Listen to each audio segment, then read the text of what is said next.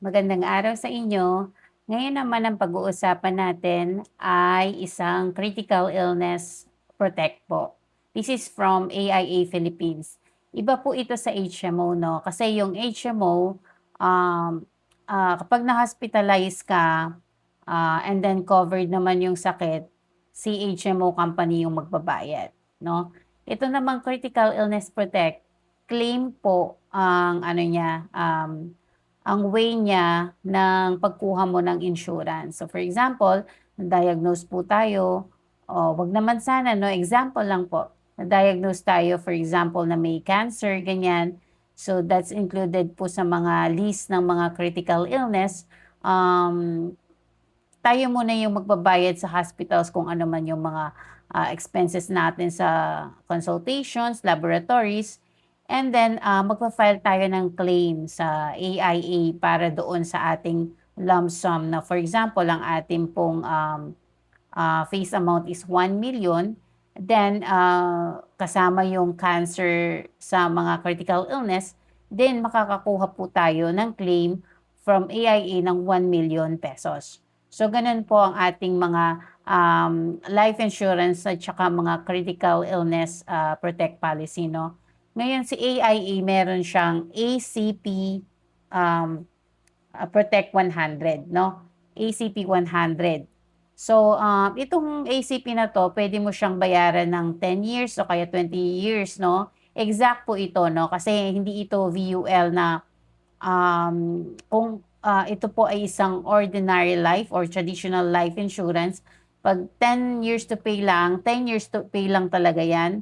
Pag 20 years to pay, 20 years to pay lang talaga yan. No, so, pwedeng kumuha dito yung mga age 0 to age 65, no? So, ano tong mga benefits na to? Ang benefit nito, ang ating major critical illness, halimbawa na-diagnose tayo ng major critical illness, ang claim po natin is full amount kung ano yung face amount natin. Nag-start siya sa 1 million pataas, no? Depende kung anong gusto ng client. And then pagka naman ang na-diagnose sa atin is minor pa lang, early stage, for example, early stage cancer, ganyan, no? Pwede na rin tayo makaklaim ng 25% ng ating face amount. So, let's say yung face amount natin is 1 million, so yung 25% niya is 250,000. No? And then, hindi pa rin terminated yung ating policy, no? Talagang enforce pa rin siya. No? Kasi, minor critical illness lang yun na claim natin. Ngayon, kung later on, ma-diagnose tayo, mapunta siya sa major critical illness, makukuha natin yung balance, which is 750,000, no? And then, meron din siyang rider dito, yung gender-specific cancer benefit. For example, sa isang female, halimbawa, breast cancer yung cancer mo, no? Aside dun sa 1 million, meron ka pang 50% ng iyong face amount, which is 500,000. So, total of 1.5 million yung makiklaim po natin pagka ganun. So, kapag naman hindi nagkasakit, kumbaga, na-reach na natin yung 100 years old, di tayo nakaklaim, no? Meron naman tayong maturity benefit na 1 million pesos or yung face amount natin. Meron din siyang optional rider na recovery benefit kung saan after mo ma-diagnose ng major critical illness, no, after a year, makakuha ka ng 100,000 up to 5 years, no? Every year makakakuha ka ng 100,000. So, depende pa rin doon sa face amount mo. Kasi, yung 50% ng iyong face amount, no, makukuha mo yun sa loob ng 5 taon. Basta buhay ka pa, no? Yun ang tinatawag nating recovery benefit. And then, para sa mga minor naman, meron tayong payers benefit on death and disability. Ito naman, para ito sa mga, for example, ang insured is bata, and then yung payer, yung magulang, for example, no? And then, payer, namatay kagad, na wala sa, ng maaga, no? So, si insurance na po ang magbabayad ng kanyang premiums, no? Enforce pa rin kasi namatay na yung kanyang payer, no?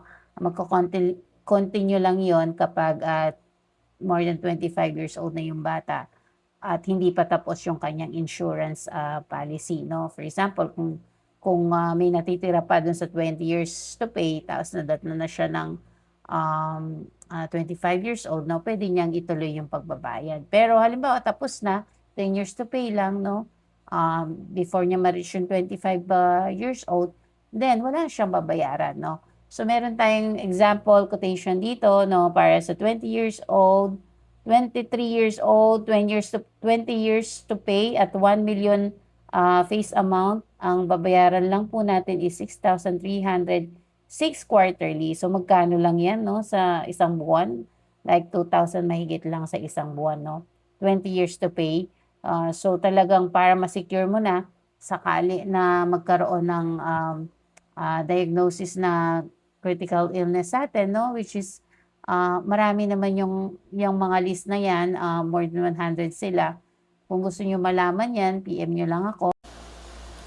Ngayon, bakit pa natin kailangan ng Critical Illness Protect kung may HMO na tayo?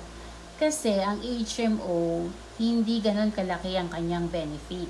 Kung mapapansin nyo, si Medicare hanggang 500,000 lang, no? Si MaxiCare hanggang 250,000 MBL lang. Si PhilCare naman, yung Agios card natin hanggang 200,000 MBL lang siya. Ngayon, kapag kasi critical illness, mga cancer, ganyan, talagang millions na yung gastos dyan. So, dyan napapasok yung assistance natin from critical illness po, no? Kaya mahalaga na kahit may HMO na tayo, total ito namang premiums po ng Critical Illness Protect, pwede naman siyang monthly at saka quarterly, no? Hindi siya gaanong mabigat, no? Kumuha na rin tayo, no? At least, no, complete na yung protection natin when it comes to health po. Lalo na dun sa mga meron ng mga history yung mga parents nila or yung mga kamag-anak nila na sa pagkakaroon ng cancer or iba pang critical illness protect. Maganda kumuha na rin kayo.